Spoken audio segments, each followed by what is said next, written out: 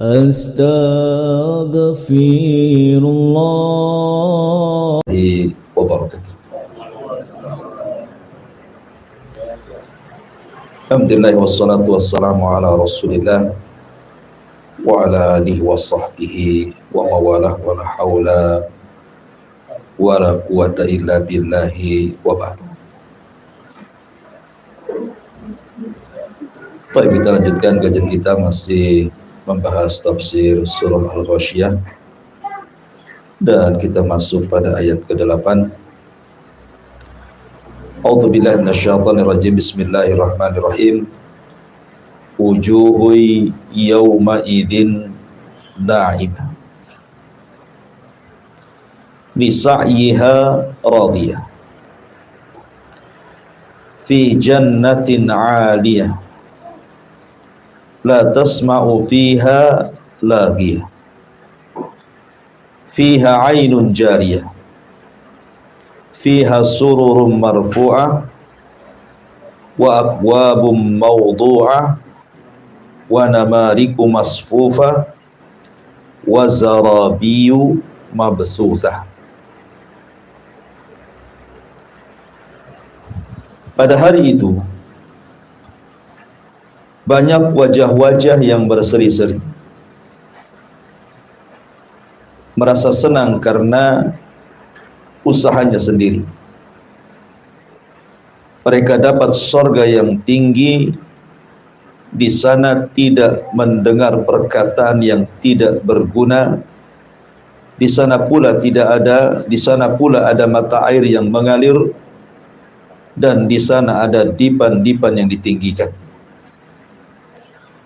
Gelas-gelas yang tersedia dekat dan bantal-bantal sandaran yang tersusun, dan juga permadani yang terhampar.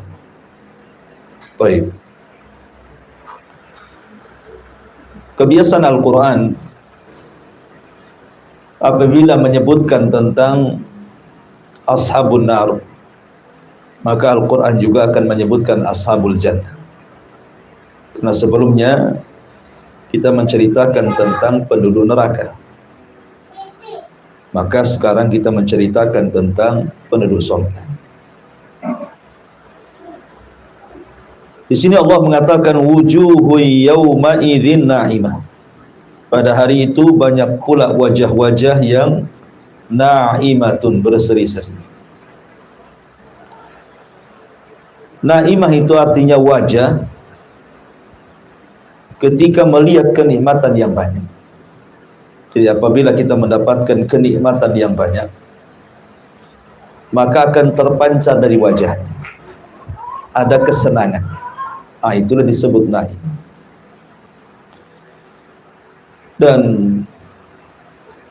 sudah pernah saya katakan bahwa wajahnya penduduk surga itu ada 4 wajah. 2 wajah sebelum masuk surga dan 2 wajah di dalam surga. Adapun sebelum masuk surga, wajah penduduk surga yang pertama adalah wajah-wajah yang putih.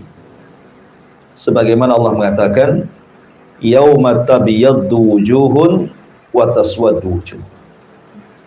Ada wajah-wajah yang sangat putih bersih. Kemudian yang kedua, setelah wajah itu putih bersih, maka akan mengeluarkan cahaya yang disebut dengan musfirah.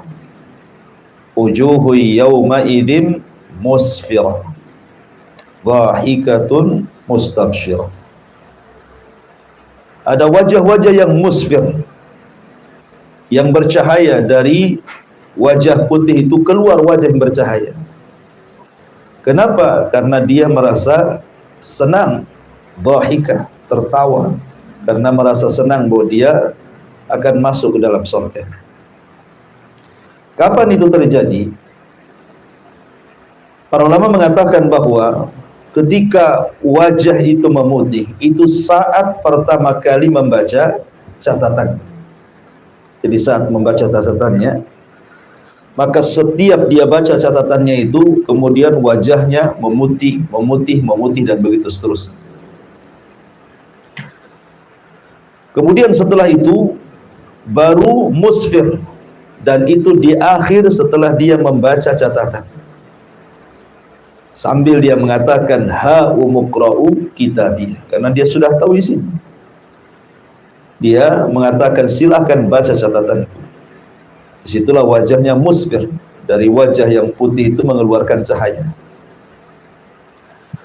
Kemudian orang ini masuk ke dalam sorga, maka inilah wajah ketiga, wujuhu yawma idzin na'imah. Maka ada wajah-wajah pada hari itu ketika masuk ke dalam sorga na'imah, berseri-seri. Kenapa? Ketika masuk ke dalam sorga dia melihat banyak kenikmatan di situ. Baru yang terakhir radiyah, wajah-wajah yang penuh dengan redha. Di sini Allah mengatakan wujuhu yawma idzin na'imah. Di dunia saja ikhwan, kalau kita mendapatkan nikmat, tentu kita akan senyum-senyum kan. Tidak mungkin orang dapat nikmat tiba-tiba menangis kan. Senyum-senyum, pasti ada masalah kan.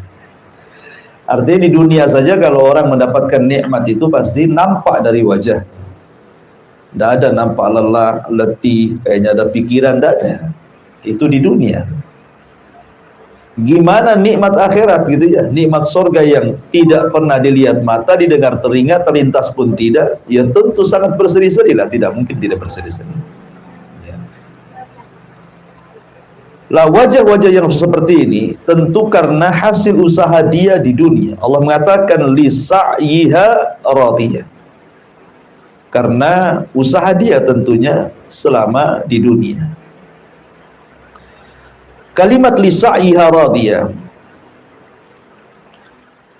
ulama mengatakan bahwa li sa'yiha karena usaha dia, maksudnya usaha dia itu ketaatan-ketaatan dan amal-amal soleh dia di dunia. Betul-betul dia merasa puas karena diterima oleh Allah Subhanahu wa ta'ala. Makanya ada seorang ulama salaf mengatakan, kalau seandainya aku tahu bahwa satu kali sujudku itu diterima oleh Allah, itu sudah cukup. Kenapa? Berarti Allah menganggap dia itu orang yang bertakwa. Kalau dia tahu diterima. Kan kita tidak tahu sholat mana yang diterima, puasa mana yang diterima, sedekah mana yang diterima, kan kita tidak tahu. Cuman kalau seandainya kita tahu satu saja sujud diterima oleh Allah Subhanahu wa ta'ala, itu sudah cukup. Kenapa? Karena kita digolongkan orang-orang yang bertakwa. Sebagaimana Allah mengatakan, innama yataqabbalullahu minal muttaqin. Allah hanya menerima amalan itu dari hamba-hamba yang bertakwa. Cuman masalahnya kita tidak tahu amalan kita diterima atau tidak. Kita cuman hanya berharap saja dan berdoa setiap sholat kita, puasa kita, sedekah kita diterima oleh Allah Azza wa Jalla. Itu saja harapan kita. Tetapi kan kita tidak tahu apa diterima atau tidaknya. Hanya berdoa saja. Ya. Ada juga yang mengatakan li sa'yiha radiyah. Radiyah di sini artinya ketika orang masuk ke dalam surga.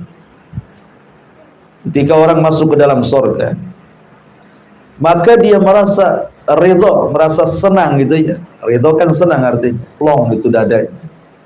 Karena melihat kenikmatan yang begitu besar di hadapannya di sorga itu, maka dia merasa ridho, merasa senang kepada Allah Subhanahu wa ta'ala. Ada hasilnya, apa yang sudah diamalkan di dunia itu ada hasilnya di sorga itu. Kenapa kemudian tidak ridho? Karena kenikmatan sorga itu yang memang luar biasa. Saya akan sebutkan 7 kenikmatan surga. Kenapa penduduk surga itu sangat senang dan ridha ketika masuk ke dalam surga. Ma'asyiral muslimin yang dimuliakan Allah Subhanahu wa ta'ala. Yang pertama, di surga itu tidak ada kesedihan dan tidak ada kekhawatiran. Makanya penduduk surga itu semua senang, redha gitu ya. Karena tidak ada kesedihan dan tidak ada kekhawatiran.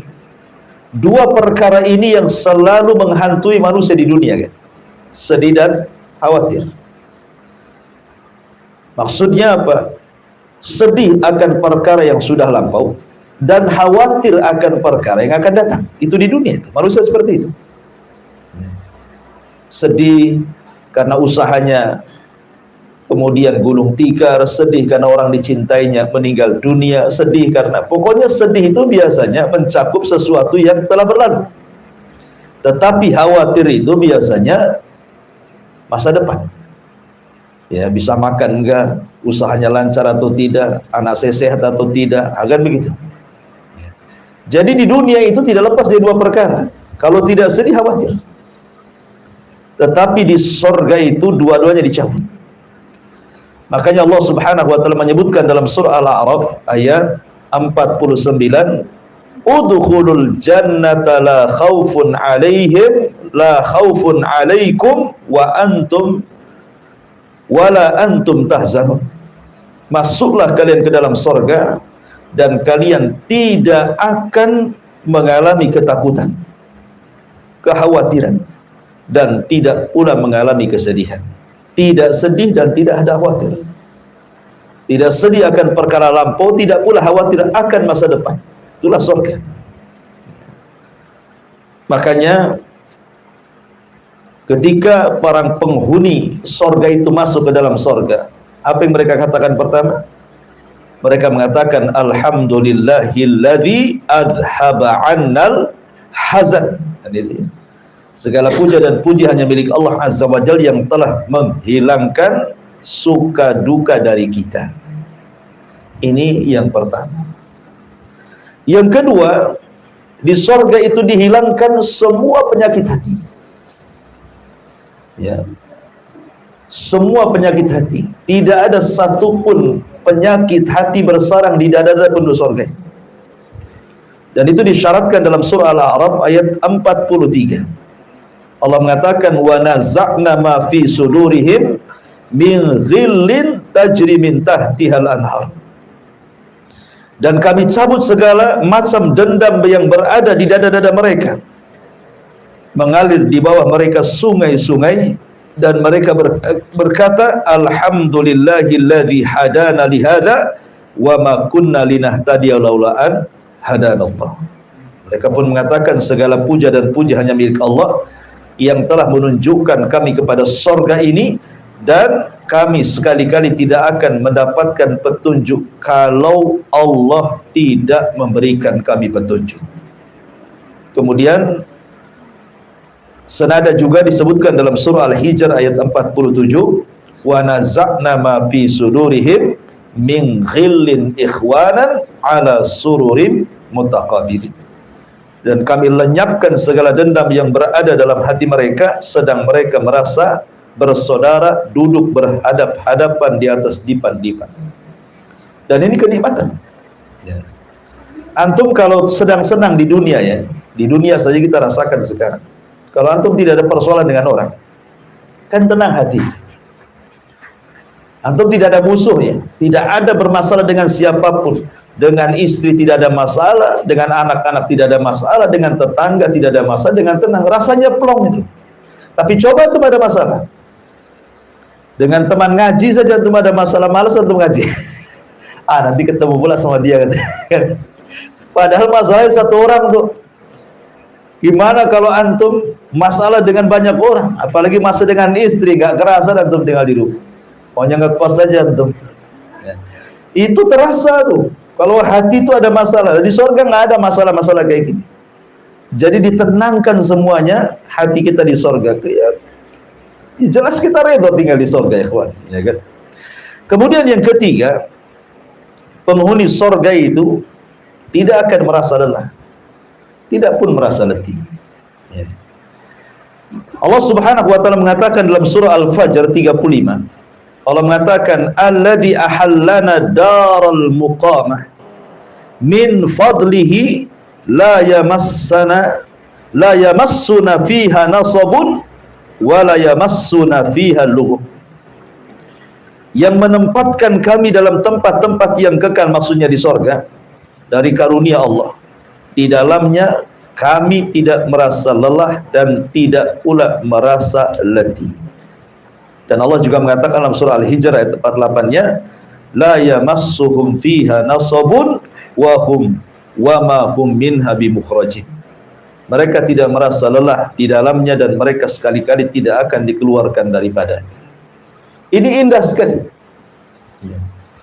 Di dunia itu sering saya katakan 3 perkara yang tidak mungkin lepas dari manusia. Pertama, tidak mungkin istirahat. Dunia bukan tempat istirahat. Yang kedua, tidak selamat dari ucapan manusia. Yang ketiga, tidak mungkin selamat dari kematian. Tidak selamat dari kelelahan, tidak selamat dari ucapan manusia, tidak selamat dari kematian.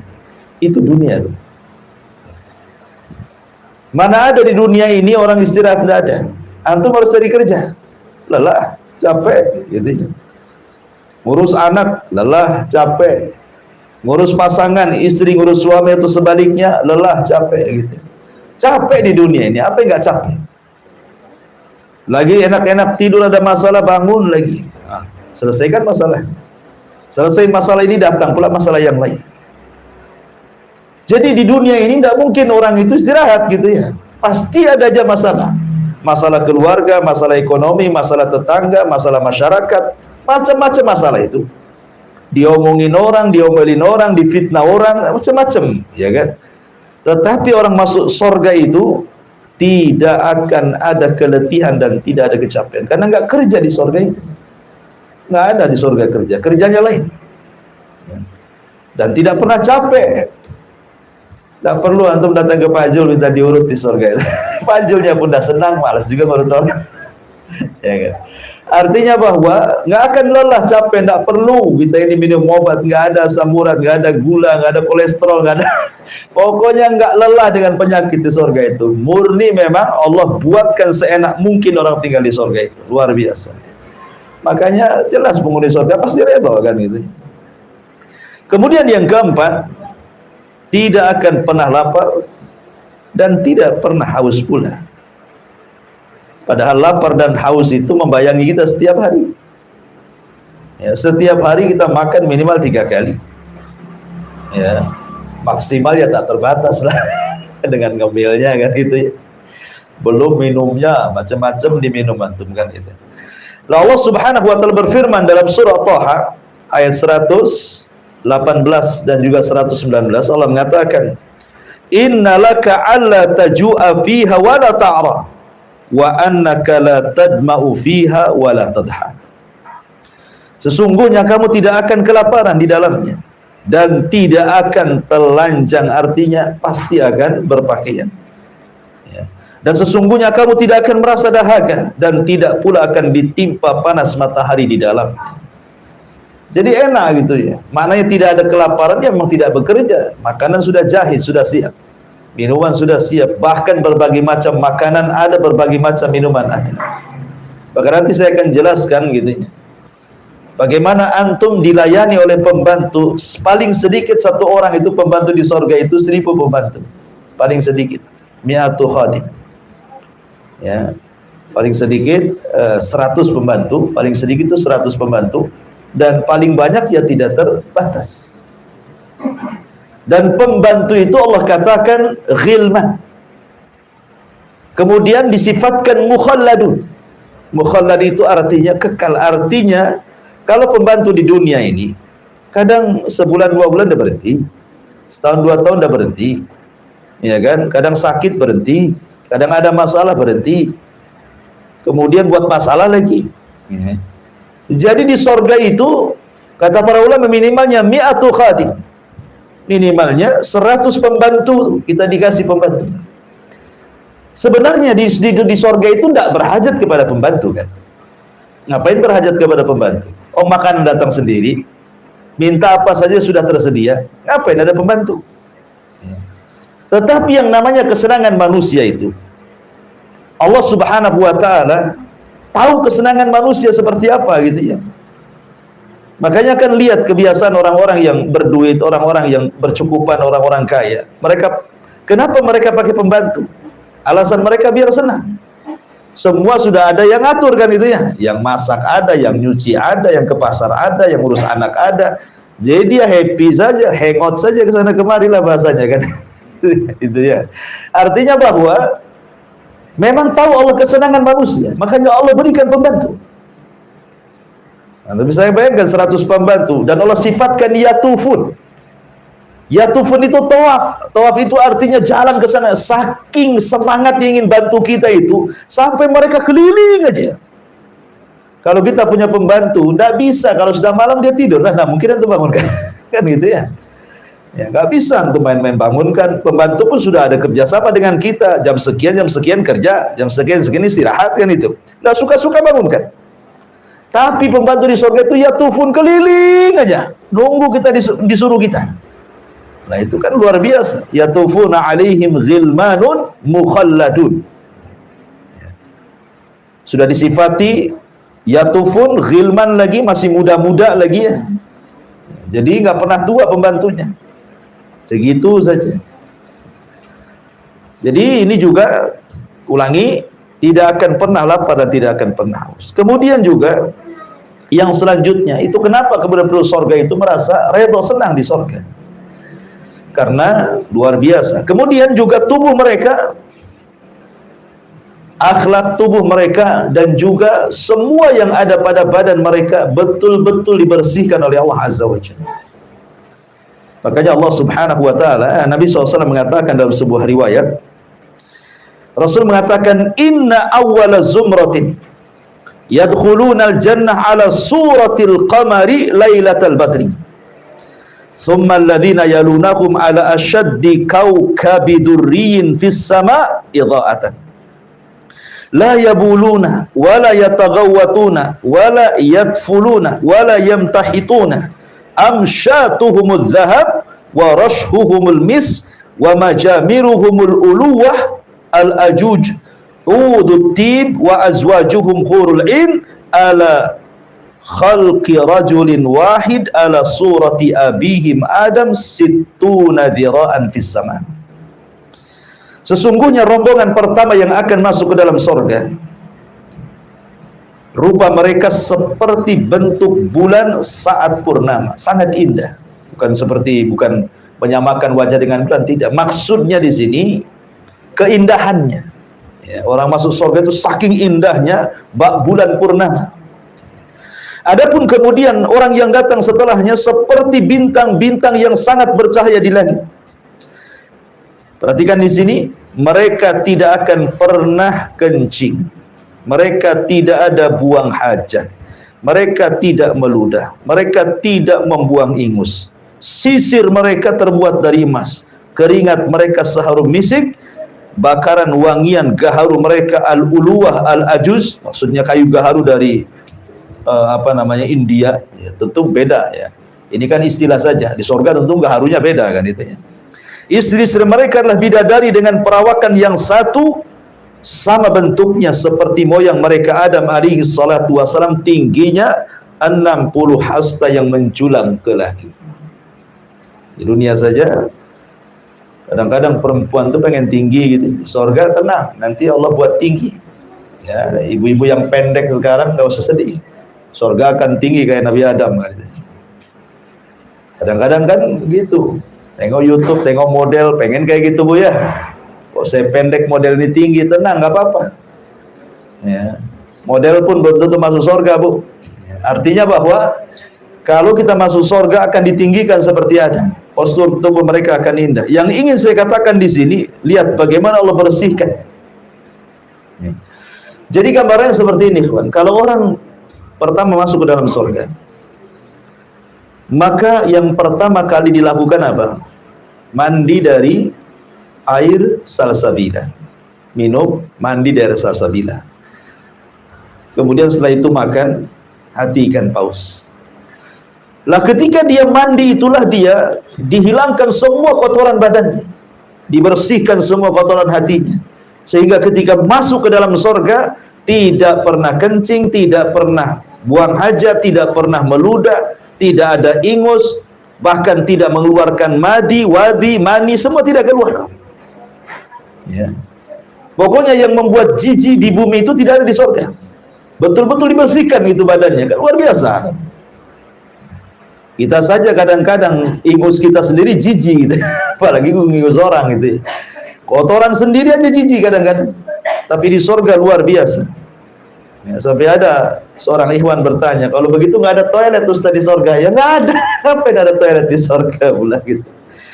Lalu kenapa mereka itu makan minum? Gimana cara buangnya? Cara buangnya dengan cara sendawa dan berkeringat.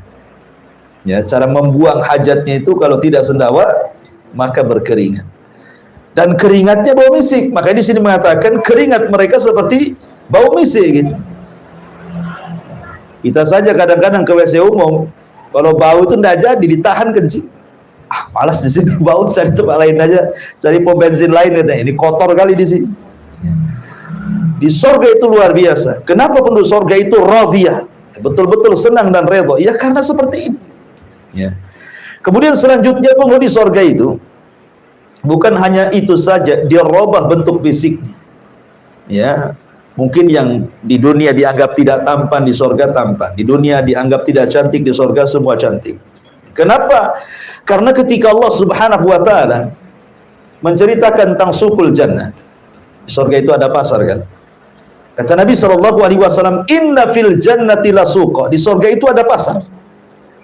Ya'tunaha kulla jum'ah, mereka datang setiap hari Jumat. Di dunia namanya hari Jumat, di surga namanya yaumul mazid, hari tambahan nikmat. Kemudian Rasul mengatakan, fatahubbu rihus shimal fatahsu fi wujuhihim wa thiyabihim fayazdaduna husnan wa jamala.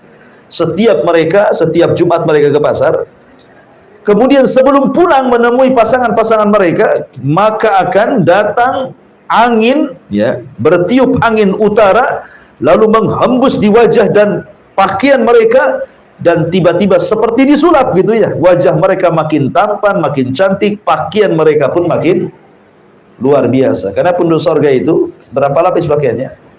70 lapis kain sutra. Antum melihat tuh raja-raja dulu itu kalau pakai pakaian berlapis-lapis. Ya.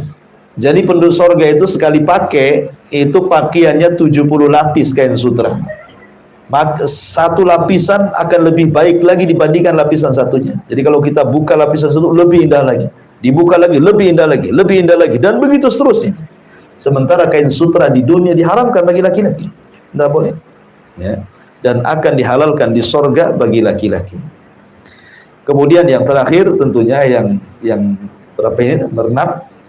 Ya, selalu diabadikan, tidak pernah tua, bahagianya diabadikan, kenikmatannya diabadikan, dan semuanya serba abadi.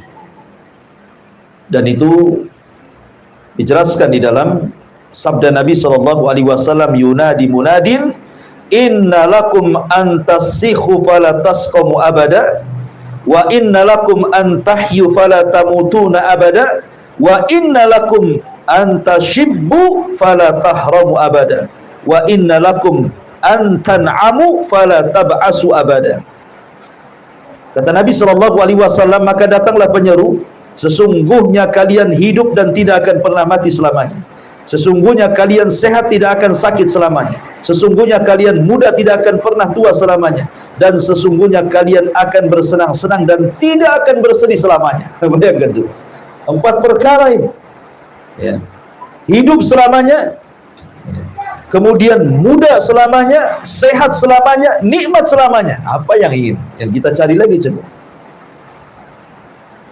Makanya tidak ada kenikmatan di dunia yang Allah berikan kemudian kita mengatakan hasbuka ya Rabb, cukup ya Rabb, kecuali surga.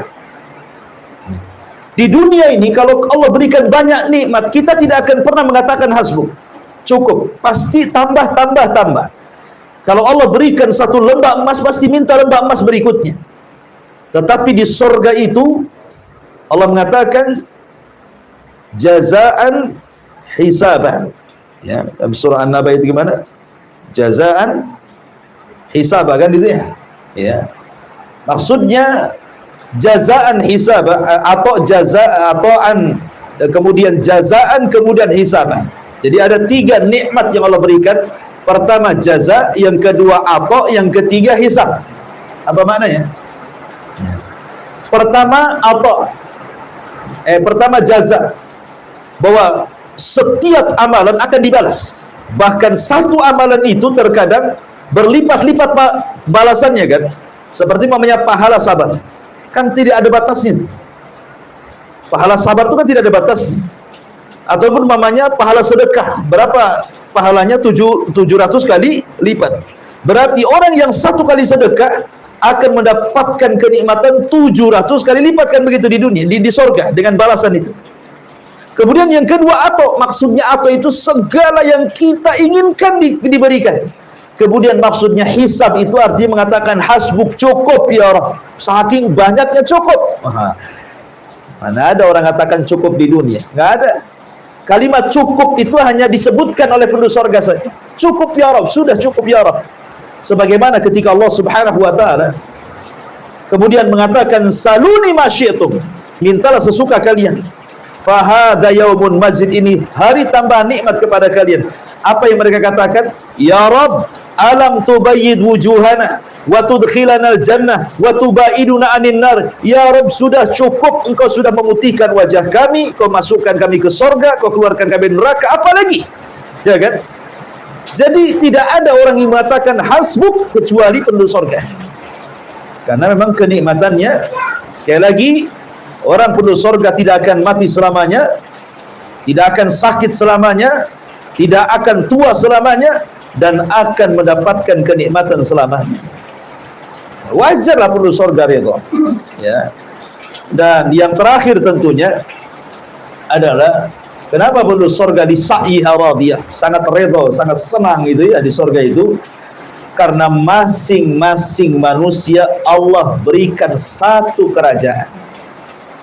Ada yang dapat 2 kerajaan, tetapi minimalnya 1 orang itu, dan itu serendah-rendahnya orang yang masuk surga, Allah berikan kerajaan yang jauh lebih indah dibandingkan kerajaan dunia. Itu serendah-rendahnya penduduk surga itu. Bahkan malaikat saja kalau tidak berjumpa izin dulu.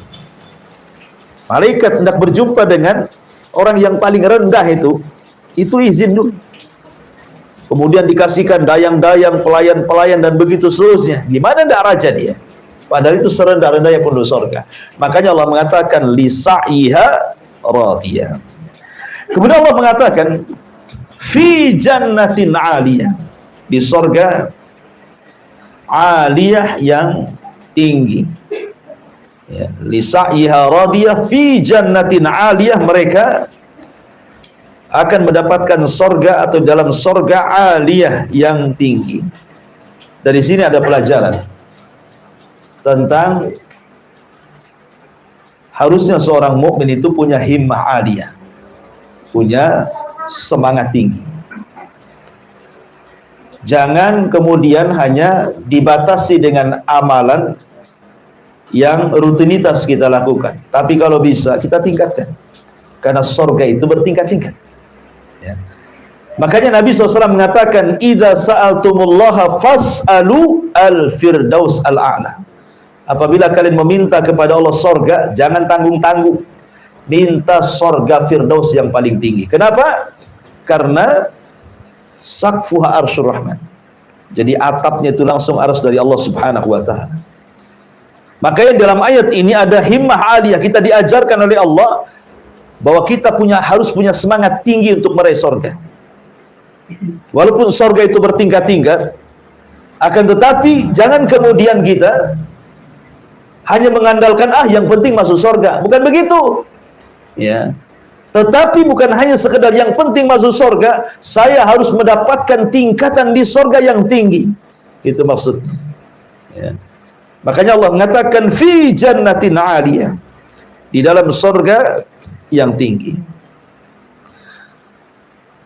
Disebutkan oleh Abu Salam Al-Aswad, dia mengatakan, aku mendengar Aba Umamah radhiyallahu an berkata, sa'ala rajulun Rasulullah sallallahu alaihi wasallam, seorang laki-laki bertanya kepada Rasulullah, hal yatazawaruna ahlal jannah, Rasul, hal yatazawaruna ahlul jannah, Rasul, apakah penduduk surga itu saling berziarah? Kan bertingkat-tingkat. Ya, bahkan Syekhul Islam Ibn Taimiyah rahimahullahu taala mengatakan ketika memberikan istinbat dari hadis Nabi sallallahu alaihi wasallam, "Iqra wartaq warattil kama kunta turattil fid dunya, fa inna manzilataka inda akhiri ayatin taqrauha." Baca, tartilkan bacaanmu dan naiklah, pilihlah tingkatanmu di sorga. Karena akhir tingkatanmu yang engkau akan dapati sesuai dengan ayat yang kau baca di dunia. Dari sini Syekhul Islam mengatakan bahwa tingkatan di sorga itu sebanyak ayat dalam Al-Quran 6.000 lebih, kurang lebih. Ada yang mengatakan sebanyak huruf lagi. Sebagian ulama mengatakan, ada yang mengatakan sebanyak huruf dalam Al-Quran, ada yang mengatakan sebanyak ayat dalam Al-Quran. Satu tingkatan ke tingkatan berikutnya, kata Nabi SAW dalam hadis yang sahih, "Inna fil jannati mi'atu darajah ma baina kulli darajataini kama baina samai wal ardi." Di sorga itu ada khusus 100 tingkatan bagi para mujahidin. Antara satu tingkatan dengan tingkatan berikutnya itu jaraknya langit dan bumi. Anda bisa bayangkan, ya, dengan 6.000 lebih tingkatan, sementara satu tingkatan dengan tingkatan berikutnya antara langit dan bumi, kan berarti surga itu betapa tingginya ke atas, kan gitu. Kita tidak tahu kecuali Allah Subhanahu wa taala, dan yang paling tinggi adalah surga Firdaus. Lah Nabi ditanya soal apakah penduduk surga saling berziarah. Sekarang namanya surga yang paling rendah. Seseorang mendapatkan surga yang paling rendah, kawannya pula surga yang tinggi sekali. Macam mana cara menziarahinya? Kan tidak mungkin surga yang rendah menziarahi surga yang tinggi, kan? Mustahil. Karena kalau dia bisa naik, berarti apa faedahnya? Tafawut fil amal. Ya, perbedaan amal itu ada apa faedahnya? Ya, makanya kemudian ada perbedaan amalan itulah dengan perbedaan tempat duduk di surga. Makanya Rasul ditanya, apakah penduduk surga itu saling berziarah? Wahai Rasul, maka Rasul mengatakan, na'am, ya. Caranya gimana? Innahu yahbitu ahlud darajatil ulya ila ahlid darajatis sufla. Yang atas turun ke bawah. Jadi dari tingkatan ke atas turun ke bawah. Cemana naiknya lagi? Ya. Apa mereka terjun payung gitu? Tidak, sebagian mengatakan Allah sediakan rob-rob. Rob-rob itu sayap, antum bisa naik di situ. Kemudian antum terbang dengan rob-rob itu, dengan sayap itu. Sebagaimana Rasulullah SAW pernah menggunakan rob-rob saat peristiwa Mi'raj, karena Isra kan pakai buruk. Adapun naik ke langitnya itu pakai rob-rob. Disediakan sayap, naik di situ, kita naik terbang ke atas. Ya, itulah penduduk surga, ikhwan, ya kan? Taib, masyarul muslimin wal muslimat rahimani wa rahimakumullah. Makanya kenapa kemudian penduduk surga yang paling bawah itu seolah-olah dia tuan rumah, raja. Karena pertemuan penduduk surga yang memungkinkan itu di mana? Di surga yang paling rendah lah. Kan nanti satu penduduk surga akan berjumpa tuh dengan Allah. Ya. Di mana pertemuannya coba? Di surga yang tinggi mustahil, surga yang rendah nggak mungkin naik. Ya. Yang memungkinkan pertemuan itu di surga paling rendah, karena yang di atas bisa turun ke bawah, sementara di bawah tidak mungkin naik ke atas, kan gitu ya. Nanti akan ketemu tuh satu penduduk surga di surga yang paling rendah. Disitulah disediakan kursi-kursi pejabat utama, pejabat kedua, pejabat ketiga. Antum paling belakang, ngampar di belakang, kan. Yang pertama ulul azmi dulu, kan. Nah, para rasul, para nabi, para syuhada, para siddiqin, para solihin. Antum ada di mana itu masuk surga, kan itu ya. Artinya kan sudah disediakan. Disitulah Allah datang di balik tabirnya. Kemudian Allah mengatakan, aku memiliki janji kepada kalian. Ya, dan saya tidak mungkin menyelisih janjiku, kata Allah. Kemudian Allah mengatakan, ini hari tambahan nikmat, mintalah sesuka kalian kepada. Kata penduduk surga, sudah cukup ya Rabb. Kau sudah mutikan wajah kami, masukkan ke surga, melukan dari neraka, nggak apa lagi, nggak ada lagi. Maka kemudian Nabi Allah Musa alaihi salatu wasallam menyarankan kepada penduduk surga, mintalah agar kita semua penduduk surga bisa melihat wajah Allah. Karena di dunia aku pernah minta, kata Musa, tapi Allah mengatakan lantarani, tidak bisa melihat. Mudah-mudahan di surga bisa. Kabulkan? Allah kabulkan. Allah singkap tabirnya yang berupa api dan riwayat berupa cahaya, maka disitulah penduduk surga mampu melihat Allah. Kata penduduk surga, demi Allah, tidak ada kenikmatan yang lebih besar dibandingkan ru'yatullahi azza wa jalla, melihat Allah subhanahu wa ta'ala fi jannatin aliyah. Di dalam surah Al-Imran ayat 163 Allah mengatakan, hum darajatun inda rabbihim wallahu basirum bima ya'malun. Kedudukan mereka itu bertingkat-tingkat di sisi Allah, dan Allah Maha melihat apa yang mereka kerjakan. Dalam surah Al-Hadid ayat 10 Allah juga mengatakan, la yastawi minkum man anfaqa min qablil fathi wa qatal ulaika a'dhamu darajatan minal ladina anfaqu min ba'd wa qatalu wa kullan wa'adallahul husna wallahu bima ta'maluna khabir. Tidak sama di antara kamu orang-orang yang menafkahkan hartanya dan berperang sebelum penaklukan Mekah. Mereka lebih tinggi derajatnya daripada orang-orang yang menafkahkan hartanya dan berperang sesudah itu. Allah menjanjikan kepada masing-masing para sahabat itu balasan yang baik. Kata Imam Ibnu Hazm, maksudnya balasan yang baik adalah sorga. Artinya semua sahabat itu masuk sorga, gitu maksudnya, ya. Dan Allah mengetahui apa yang kamu kerjakan. Di sini juga menunjukkan bahwa manusia bertingkat-tingkat, dan di sorga itu ada tingkatan, dan yang paling tinggi adalah maqam mahmud. Ya, maksudnya tempat Nabi sallallahu alaihi wasallam, maqam mahmud. Baik. Kemudian Allah Subhanahu wa taala mengatakan, fi jannatin 'aliyah la tasma'u fiha laghiyah. Di sana kamu tidak akan mendengar perkataan yang tidak ada gunanya. Al-Imam Al-Qurtubi rahimahullah taala menyebutkan 6 penafsiran tentang makna daripada laghiyah. Engkau tidak akan mendengarkan di sorga itu kalam laghiyah. Apa sih laghiyah di sini? Yang pertama kata Imam Qurtubi, maksudnya kadzibah. Di sorga itu engkau tidak akan mendengar orang yang berdusta. Di dunia hari-hari kita mendengar orang berdusta. Kita pula berdusta. Bukan hanya mendengar orang berdusta, kita aja berdusta kadang-kadang. Di sorga tidak, kita tidak berdusta, dan antum tidak akan mendapatkan orang di sorga itu berdusta. Mau dusta bercanda atau dusta benaran, ya, mau dusta terpaksa atau dusta tidak terpaksa, nggak akan antum dapati orang yang berdusta di surga. Dan ini perkataan Ibnu Abbas. Kemudian yang kedua, maksudnya laghiyah di sini artinya la batila wala ithma. Antum tidak akan mendengar perkataan yang batil atau yang mengandung dosa. Di dunia hari-hari kita mendengar orang mencaci, memaki, mencela, melaknat, menghina, menggibah, merendahkan, kan itu di dunia itu. Di surga antum akan dapat itu. Tidak ada kata-kata yang batil, tidak ada kata-kata yang berdosa di dalamnya. Dan ini perkataan Imam Qatadah. Yang ketiga, annahu syatm. Di surga tidak ada orang caci maki, itu tidak ada. Di dunia hari-hari kita mendengar, ya, membinatang-binatangkan orang, merendah-rendahkan orang. Di sorga nggak ada cacian makian itu. Dan ini perkataan Mujahid. Kemudian yang keempat, maksudnya lagi di sini al-maksiyah, perkataan yang mengandung kemaksiatan kepada Allah. Dan ini perkataan Hasan Al-Basri. Yang kelima, maksudnya la yasma'u fiha, di sini lagi artinya la yasma'u fiha halifun yahlifu bikadzibin. Antum tidak akan mendengar di sorga itu orang yang bersumpah-sumpah untuk sebuah kedustaan. Di dunia kan kadang-kadang kita bisa melihat saksi di pengadilan dibayar suruh sumpah palsu, gitu kan. Di pasar para pedagang untuk melariskan dagangannya sumpah palsu. Kemudian orang yang melakukan jinayah kemudian ditangkap nggak ngaku, sumpah palsu. Nah gitu ya. Di dunia ini banyak yang mengatakan sumpah-sumpah palsu. Maka di sorga tidak ada orang yang sumpah palsu. Ini yang kelima. Yang keenam, dan ini perkataan Imam Al-Kalbi. Kemudian yang nomor 6, la yasma'u fiha laghiyah, maksudnya la yasma'u fi kalamihim kalimah lagwan. Maksudnya illa bil hikmati wa hamdan lillahi wa syukran lillahi.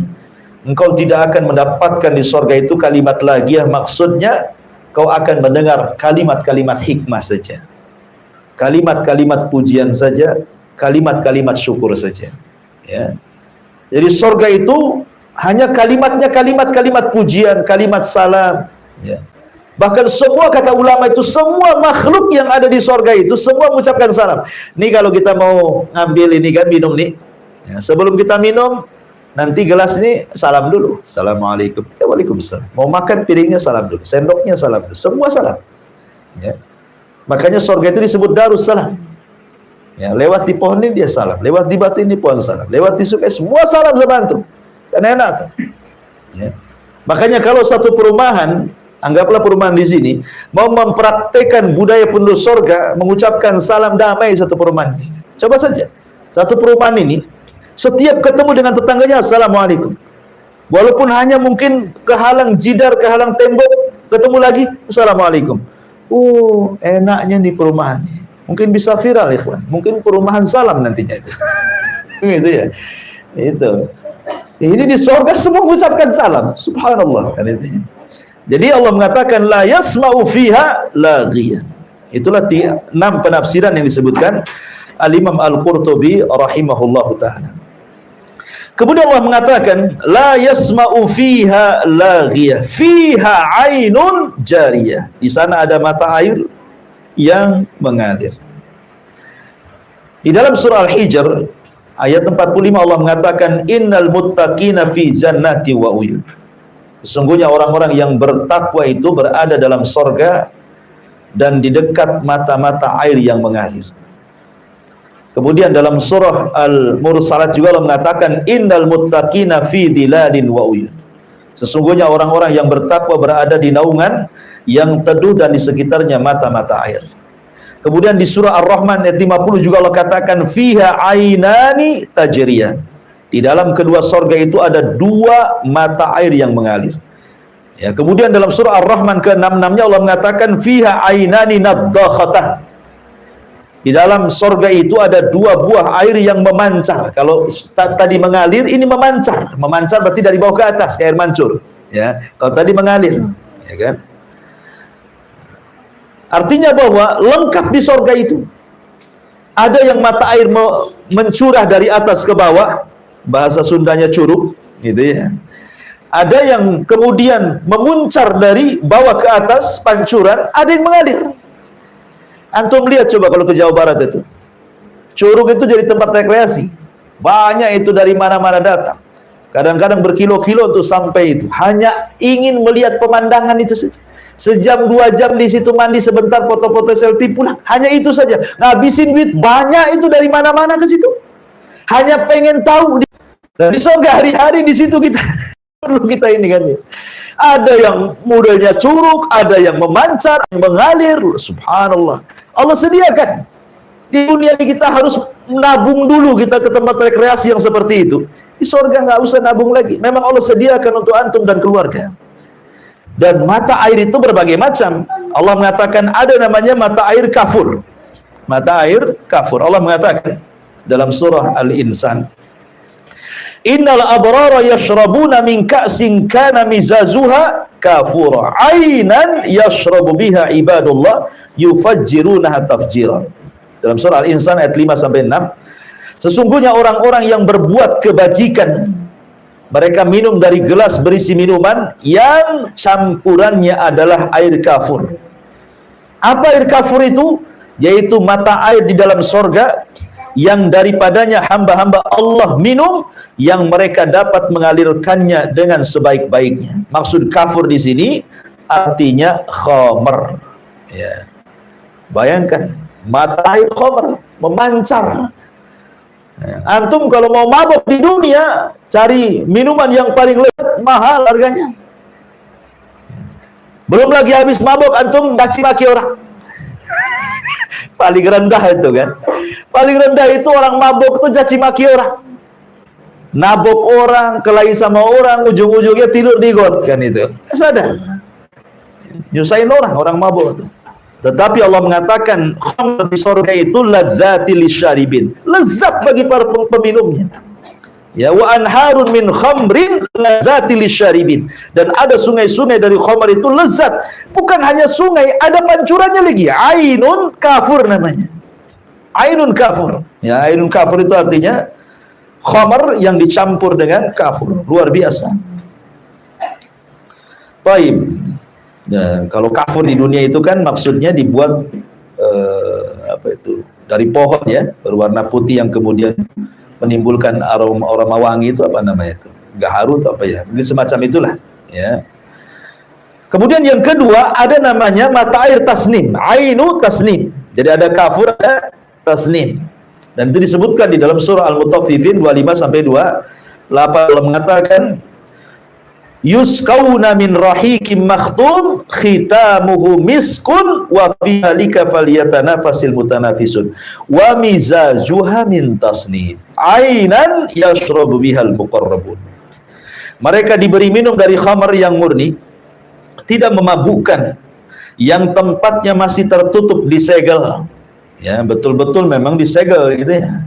Tutupnya itu, ya. Penutupnya dari kasturi, dan untuk yang demikian itu hendaknya orang-orang berlomba-lomba, dan campurannya dari tasnim. Apa tasnim? Mata air yang diminum oleh mereka yang dekat kepada Allah Subhanahu wa ta'ala. Jadi ada namanya ainu, mata air tasnim. Khamar terlezat di penduduk sorga itu disebut tasnim, ya kan? Baik, kemudian ada namanya mata air salsabilah. Ya, ada kafur, ada tasnim, ada salsabilah. Dan itu disebutkan dalam surah Al-Insan 17 sampai 18. Wa yusqauna fiha ka'san kana mizajuha zanjabilah. Ainan fiha tusamma salsabilah. Di dalam surga itu mereka diberi minum segelas minuman yang campurannya adalah jahe, wedang jahe. Kalau di dunia wedang jahe ya, yang didatangkan dari sebuah mata air sungai yang dinamakan salsabilah. Nah, itu. Jadi air jahe itu, wedang jahe itu diambil dari mata air yang disebut dengan salsabilah. Luar biasa ya. Jadi salsabilah ma'ruf ya, minuman yang paling lezat juga di penduduk surga. Masyarul muslimin yang dimuliakan Allah Subhanahu wa taala, intinya bahwa di surga itu berbagai macam mata air dan semua bisa diminum. Ya. Kita saja ikhwan, terkadang kan kalau kita melihat di kenyataan di alam kita, kadang-kadang ada satu pulau di tengah lautan. Kayak di sini mana ya, Pulau Putri gitu ya. Kan itu kan di tengah laut itu ya. Kadang-kadang kalau kita gali sumur enggak asin pula tuh. Padahal dia dikelilingi lautan. Ya. Ada juga gunung itu terkadang ada dua mata air, yang satu panas, yang satu dingin. Ya. Yang satu panas, yang satu dingin. Atau ketika kita masuk ke dalam gua, terkadang dalam gua itu kan ada mata air juga di situ kan. Ya. Itu di dunia bisa terjadi gitu. Apalagi di surga yang seperti itu. Ya. Belum lagi cerita sungai-sungainya, ya sudah jangan cerita lah ya. Fiha anharun min ma'in ghairi asin wa anharun min labanin lam yataghayyar ta'mu wa anharun min khamrin ladzati lisyaribin wa anharun min asalin musaffa. Dalam surah Muhammad ayat 15, di dalam surga itu ada sungai-sungai dari air yang tidak pernah berubah rasa dan baunya. Betul-betul dari sumbernya. Ya, kayak kita kalau ke sumber air itu rasanya main minum saja kayaknya enak kali gitu ya. Dan tidak pernah berubah. Ya. Saya dulu masih kecil-kecil di Jawa Barat tuh, Masya Allah, di belakang rumah itu ada sungai. Di desa saya itu ada 3 sungai. Ya, ada 3 sungai itu. Semua jernih, semua bisa mandi, bisa nyuci, bisa semua. Sekarang sudah ya sudah tua, sudah muda lah ya. Pulang, subhanallah, jadi limbah tahu semua. Sungainya penuh dengan limbah tahu. Semua buat pabrik tahu. Nggak ada, jangankan lagi orang tua, anak-anak yang senang nengok air pun tak mau nyemplung di situ. Gatel. Ya, subhanallah juga. Dulu kayaknya enak itu main, sekarang jadi limbah tahu, 3-3 limbah tahu. La haula wala quwata illa billah. Baik. Jadi di sini Allah Subhanahu wa taala mengatakan bagaimana Allah berikan sungai-sungai yang airnya jernih sekali, tidak rasanya tidak berubah, baunya tidak berubah. Termasuk juga sungai dari susu yang tidak berubah. Susu di surga nggak perlu kalengan kayak kita beli di minimarket gitu ya. Memang sungai tinggal nyiduk saja. Belum lagi sungai dari khamar, belum lagi sungai dari asal, dari madu. Nggak perlu kita ngambil tawon gunung, tawon liar gitu ya. Nggak perlu, sudah ada sungainya. Karena Allah mengatakan fiha sururun marfu'ah. Di dalamnya ada dipan-dipan yang ditinggikan. Ya. Masyarul muslimin wal muslimat rahimani wa rahimakumullah. Apa makna surur di sini? Sebagian para ulama mengatakan makna surur itu, maksud dipan di sini bukan dipan hakikat, tidak. Maksud makna surur di sini artinya hurul ain. Ya. Jadi makna surur di sini, di sana di sorga itu ada surur, maksudnya ada bidadari marfu'ah yang ditinggikan. Dan ulama pernah mengatakan bahwa minimalnya wanita sorga, saya ulangi, wanita sorga itu ada 3 macam. Wanita di sorga itu ada 3 macam. Pertama, wanita ahli dunia yang masuk ke dalam sorga. Wanita ahli dunia yang masuk ke dalam sorga, dan ini ratunya. Kemudian yang kedua, hurul ain, yang banyak dikisahkan dan diceritakan dalam Quran dan hadis Nabi. Kemudian yang ketiga, al-wasifah, para dayang-dayang, pembantu-pembantu para bidadari. Semua halal. Baik wanita ahli dunia yang masuk dalam sorga yang menjadi pasangan antum, baik bidadari ataupun wasifah. Wasifah itu artinya para pembantu. Satu orang wanita penduduk sorga memiliki 70 bidadari. Satu orang ratu akan memiliki 70 bidadari yang akan membantunya. Setiap satu bidadari memiliki 70 dayang. Semua halal bagi antum. Berapa tuh jumlahnya? Ya. Antum punya istri di sorga 1. Nanti Allah kasih setiap satu istri untuk membantunya 70 bidadari. Setiap satu bidadari 70 wasifah pembantu. Kalikan saja. Itu kalau antum istrinya 1. Kalau antum istri 4, kalikan lagi. Ya. Subhanallah, coba ikan. Luar biasa. Ya. Luar biasa itu. Itu halal semuanya. Halal bagi kita semua. Surur marfu'ah. Dan marfu'ah di sini ya ma'ruf. Ya, marfu' minan nifas, marfu' minal haid. Tidak ada nifas, tidak ada haid, tidak meludah, tidak buang hajat, tidak ini, bahkan marfu'ah min thayyib, tidak janda, perawan terus. Semua marfu'. Betul-betul ditinggikan oleh Allah Subhanahu wa taala.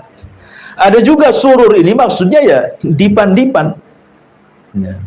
Dan dipan-dipan itu sangat tinggi sekali. Sebutkan oleh ahli tafsir.